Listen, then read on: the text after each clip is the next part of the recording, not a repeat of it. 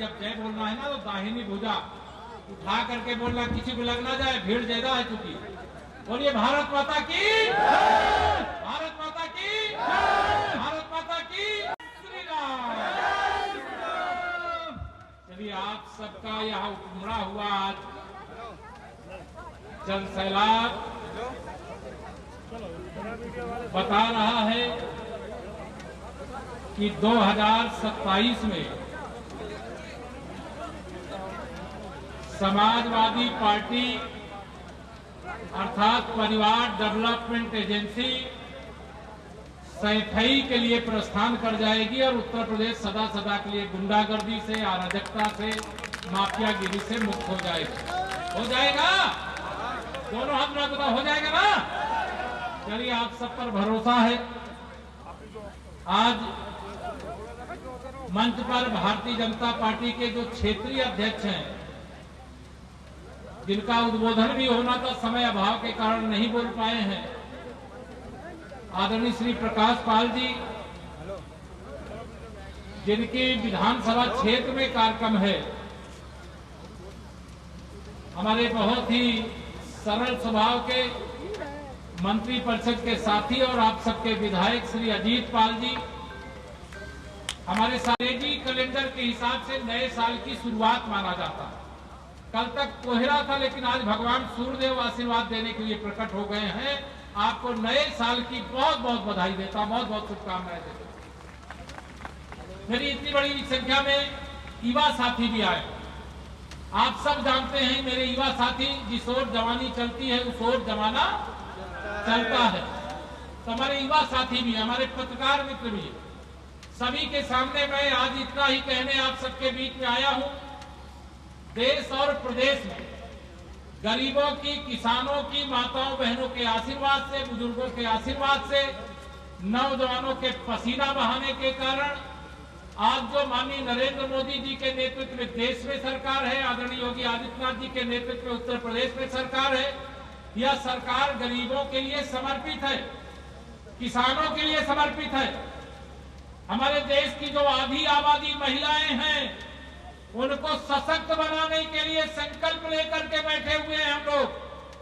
इस देश की आधी आबादी अगर सशक्त हो जाएगी, सामर्थ्यवान हो जाएगी, तो परिवार भी आगे बढ़ जाएगा, गांव भी आगे बढ़ जाएगा, नगर पंचायत भी आगे बढ़ जाएगी, विधानसभा भी, कानपुर देहात भी, और मेरा यूपी। और जब मेरा यूपी आगे बढ़ जाएगा तो मेरा देश भी आगे बढ़ जाएगा।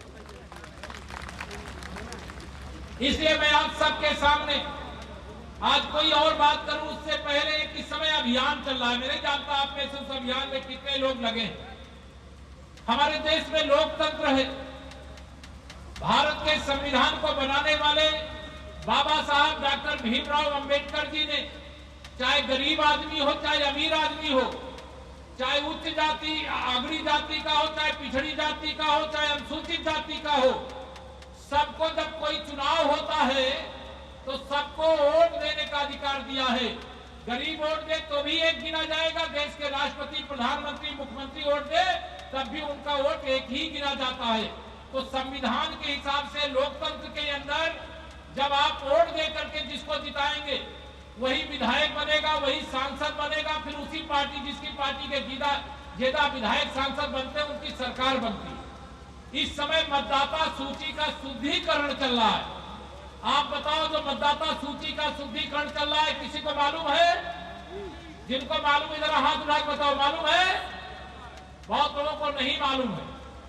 आप सबसे कहना चाहता हूं, आने वाले समय में जब चुनाव होंगे 2027 में, अगर आप चाहते हो कि गरीब आदमी अमीर आदमी बन जाए, मेरे हर नौजवान के हाथ में रोजगार आ जाए, जो हमारी माताएं बहनें हैं, माननीय प्रधानमंत्री जी ने कहा है देश में 3 करोड़ महिलाओं को लखपति दीदी बनाने का काम करेंगे, और हम उत्तर प्रदेश में 1 करोड़ लखपति दीदी बनाने का संकल्प लेकर के आए। नए साल में आपके सामने ऐलान कर रहे हैं 1 करोड़।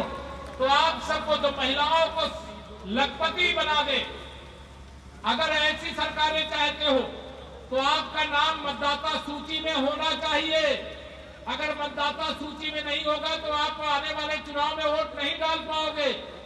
इसलिए मैं आप सब लोगों से कहूंगा कि मतदाता सूची के शुद्धिकरण का SIR का जो अभियान चल रहा है उसमें जो लोग हिस्सा ले लिए उनको अभिनंदन, और जो नहीं ले पाए हैं अभी शायद 6 जनवरी को चुनाव आयोग सूची प्रकाशित करेगा।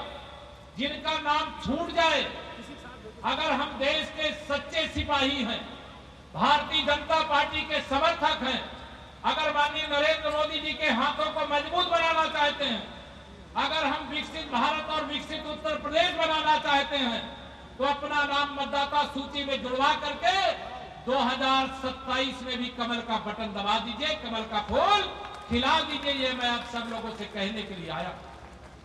अगर मोदी जी देश के प्रधानमंत्री नहीं बनते तो आप में से तमाम ऐसे गरीब परिवार के लोग होंगे जिनको प्रधानमंत्री गरीब कल्याण अन्न योजना का राशन मिलता है कि नहीं मिलता है? दोनों हाथ बताओ, जिनको राशन मिलता है, फ्री में मिलता है। अगर मोदी जी देश के प्रधानमंत्री नहीं होते तो ये सपा वाले, ये कांग्रेस वाले, ये भ्रष्टाचार करने वाले राजनीतिक दल वाले ये राशन का भाषण तो देते, लेकिन राशन आपको नहीं देते, उसको बेच करके ये खा करके अपनी तिजोरियां भर लेते, लेकिन मेरा गरीब परिवार भूखा रह जाता। लेकिन जब गरीब माँ बाप का बेटा देश का प्रधानमंत्री बनता है तो उन्होंने कहा कि मैं जानता हूं, उन्होंने गरीबी में जीवन जिया, हम लोगों ने भी गरीबी में जीवन जिया। 8 महीने का भोजन तो गरीबों को जुगाड़ हो जाता था, लेकिन बाकी के 4 महीने किसी के सामने हाथ पसारना पड़ता था कि नहीं पसारना पड़ता था? बताओ, मांगना पड़ता था कि नहीं मांगना पड़ता था? आज सबको फ्री में प्रधानमंत्री गरीब कल्याण अन्न योजना का राशन मिल रहा है। अब कोई भ्रष्टाचार करे तो उसको जेल मिल रही है। तो ये गरीबों की सरकार है, और गरीबों की सरकार बनी रहेगी तो ये आने वाले समय में हमारा जब गरीब आदमी अमीर बन जाएगा, और अमीर आदमी और अमीर बन जाए हमें आपत्ति नहीं है, लेकिन गरीब भी अमीर बन जाए, इसके लिए कमल का फूल खिलाना है। और कमल का फूल खिलाने के लिए मतदाता सूची में नाम होना बहुत जरूरी है। जिनको प्रधानमंत्री आवास मिला होगा, मुख्यमंत्री आवास मिला होगा, मिला है कि नहीं कुछ लोगों को? जिनको नहीं मिला है उनका सर्वे हुआ होगा। अभी सर्वे हुआ था कि नहीं हुआ था? सर्वे के बाद अभी फिर मिलने वाला है। 3 करोड़ और आवास, 4 करोड़ दे चुके हैं, 3 करोड़ लोगों को और घर देने का काम किया जाएगा। 3 करोड़ लोग। और जिनके पास घर नहीं है, क्योंकि मोदी जी गरीबों का दर्द जानते हैं, इसे घर भी देते हैं, शौचालय भी देते हैं, बिजली का कनेक्शन भी देते हैं, गैस का कनेक्शन भी देते हैं, आयुष्मान कार्ड भी देते हैं, राशन कार्ड भी देते हैं, और हर घर नल से जल भी देने का काम अभियान चल रहा है। तो ये तमाम काम चल रहे हैं। और ये क्यों चल रहे हैं? क्योंकि आपने कमर का बटन दबा के मोदी जी को देश का प्रधानमंत्री बनाया। अगर मोदी जी देश के प्रधानमंत्री नहीं बनते तो गरीबों के नाम पर योजनाएं तो बनती, लेकिन पहले की सरकार कहती थी कि हम दिल्ली से या लखनऊ से 1 रुपया भेजते हैं गरीब के लिए, तो उसके पास 15 पैसा पहुंचता है, और 85 पैसा कहां जाता था? ये कांग्रेसियों के, सपाइयों के, आरजेडी वालों के, भ्रष्टाचार करने वाले दलों के, उनके कार्यकर्ता खा जाते थे, उनके नेता खा जाते थे, उनके मंत्री खा जाते थे।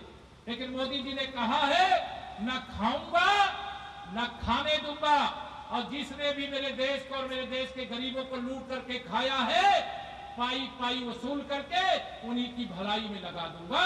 ये मोदी जी ने कहा है। और इसलिए मैं आप सबको कहना चाहता हूं, आज साल का पहला दिन है 2024 के लोकसभा चुनाव में। ये विपक्ष के लोगों ने बहुत दुष्प्रचार किया था, जनता के बीच में कह दिया कि भारतीय जनता पार्टी के अगर 400 सांसद जीत जाएंगे तो यह संविधान खत्म कर देंगे। संविधान के दुश्मन कह रहे थे संविधान हम खत्म करेंगे। हम संविधान के पुजारी हैं। बाबा साहब डॉक्टर भीमराव अंबेडकर के पंचतीर्थ बनाने वाले हैं। हम वंदे मातरम की 150वीं वर्षगांठ बना करके देश को जगाने वाले हैं। हम सरदार वल्लभ भाई पटेल की 150वीं जन्म जयंती मना करके राष्ट्रीय एकता का संदेश देते हैं, क्योंकि अगर सरदार पटेल जी नहीं होते तो इसी देश में 565 और देश बन गए होते। इसे सरदार पटेल जी को नमन करते हैं। वंदे मातरम की रचना करने वाले बंकिम चंद्र चट्टोपाध्याय जी को नमन करते हैं। और परम पूज्य अटल बिहारी वाजपेयी जी का जन्म शताब्दी वर्ष है। जन्म शताब्दी वर्ष पर पूज्य अटल बिहारी वाजपेयी जी को भी नमन करते हैं, क्योंकि उन्होंने परमाणु शक्ति संपन्न राष्ट्र बनाने का काम भारत को किया है। तो ऐसे अनेक महापुरुषों, राष्ट्रीय स्वयंसेवक संघ जिसका मैं स्वयंसेवक हूँ, उसका भी शताब्दी वर्ष है। जिसके सबसे प्रचारक माननीय नरेंद्र मोदी जी, ऐसे अनेक अनगिनत लोग हैं जिन्होंने रामलला का भव्य मंदिर बनाया, जिन्होंने जम्मू कश्मीर से 370 हटाया, जिन्होंने भ्रष्टाचार मुक्त भारत बनाने, भ्रष्टाचार मुक्त उत्तर प्रदेश बनाने की दिशा में एक लंबी छलांग लगाई। आज जब मोदी जी देश के प्रधानमंत्री बने थे तो हमारे देश की अर्थव्यवस्था 11वें नंबर पर थी। आज 1 जनवरी 2026 को भारत की अर्थव्यवस्था 4थे नंबर पे आ गई। दुनिया के 4थे सबसे अमीर देश है। पहले आतंकवादी हमले होते थे तो हमारे देश के प्रधानमंत्री अमेरिका के सामने गिड़गिड़ाते थे, लेकिन अगर आज भारत पर आतंकवादी हमला हो जाए तो सर्जिकल स्ट्राइक, एयर स्ट्राइक और ऑपरेशन सिंदूर करके पाकिस्तान के आतंकवादियों के अड्डे को तबाह कर देने का काम किया जाता है। आपने यह शक्तिशाली भारत बनाने की ताकत कमल का बटन दबा करके, कमल का फूल खिला करके, कमल के फूल पर विधायक और सांसद जिता करके दिया है। ये विपक्ष वालों के पास कोई मुद्दा नहीं है। ये जाति के नाम पर गुमराह करते हैं, जातिवाद करते हैं, परिवारवाद करते हैं, तुष्टीकरण करते हैं, मतदाता सूची के नाम पर दुष्प्रचार कर रहे हैं, लेकिन अंदर अंदर मतदाता सूची के काम में वो भी लगे हैं और जिनका तुष्टीकरण करते हैं उसमें से भी अधिकांश लोग उन्हीं के लिए लगे हैं। मैं आप सबका आह्वान करना चाहता हूँ, मतदाता सूची में अपना नाम जुड़वा करके लोकतंत्र को मजबूत करने के लिए 2024 में लोकसभा का चुनाव हुआ, लेकिन उस चुनाव में भारतीय जनता पार्टी को हमें अकेले बहुमत नहीं मिला था। एनडीए की सरकार तो बनी, मोदी जी तीसरी बार प्रधानमंत्री बने, लेकिन भारतीय जनता पार्टी जैसे 2014 में बड़ा बहुमत लेकर के, 2019 में बड़ा बहुमत लेकर के एनडीए के दलों के साथ सरकार बनाया, इस बार भारतीय जनता पार्टी 272 से नीचे रह गई।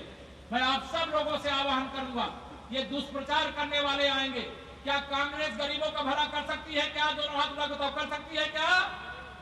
ये समाजवादी पार्टी वाले आपका भला कर सकते हैं क्या? दोनों हाथ उठा कर सकते हैं क्या? ये आपको लूटने का काम कर सकते हैं। इनके गुंडे, अपराधी, माफिया आपकी जमीनों पर कब्जा कर सकते हैं। ये तुष्टीकरण कर सकते हैं, ये आतंकवादियों के मुकदमे वापस ले सकते हैं, अपराधियों का संरक्षण कर सकते हैं, ये जातिवाद कर सकते हैं, लेकिन ये गरीबवाद और विकासवाद कभी नहीं कर सकते। बिना भेदभाव के काम नहीं कर सकते। लेकिन हमारे प्रधानमंत्री जी ने कहा है सबका साथ, जोर से बोलो, सबका साथ सबका विकास, सबका साथ सबका विकास, कोई भेदभाव नहीं। हो रहा है कि नहीं हो रहा सबका साथ सबका विकास? दोनों हाथ उठा बताओ, हो रहा है कि नहीं हो रहा है? क्या जो सपा कोड देता है उसको राशन नहीं मिल रहा, ऐसा है क्या? जो किसान सम्मान निधि पाते हैं क्या केवल भाजपा वाले हैं कि सभी लोगों को मिलती है?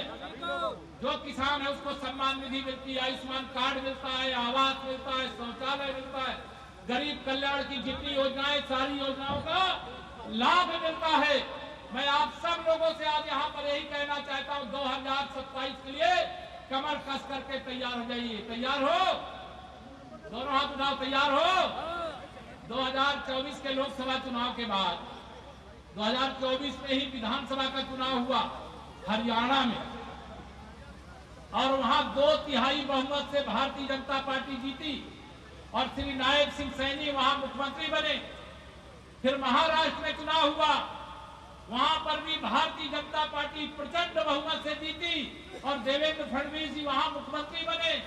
और 2025 जो अभी बीता है, दिल्ली प्रदेश का विधानसभा चुनाव हुआ, 26 साल बाद भाजपा का कमल खिला, रेखा गुप्ता जी वहां पर मुख्यमंत्री बनी। और अभी हम लोग आए हैं, बिहार का चुनाव हुआ है, वहां 243 ही विधायक बनते हैं।